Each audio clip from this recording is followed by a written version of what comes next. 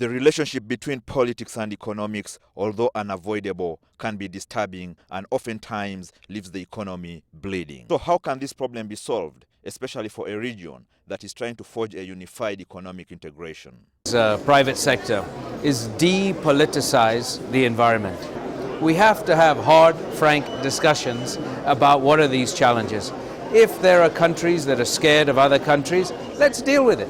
Let's talk about how to make it fair. But above all, let's make sure that we can have companies operating in all parts of East Africa without fear or favor.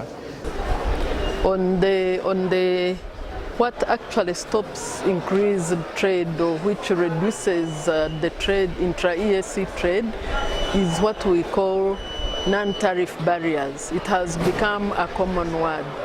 So my first proposal was that when we sign protocols, let's commit to them. And is there any justification for constraining flow of trade?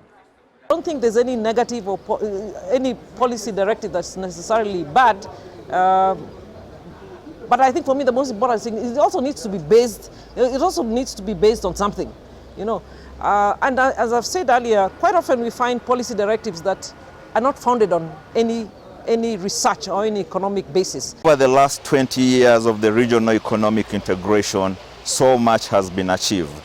However, within the same time length, certain pronouncements that appear to be politically motivated have left so many businesses staring at losses.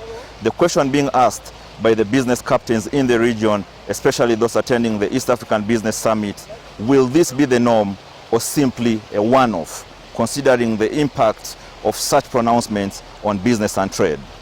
Ismail Musa, Ladu, NTV in Arusha, Tanzania.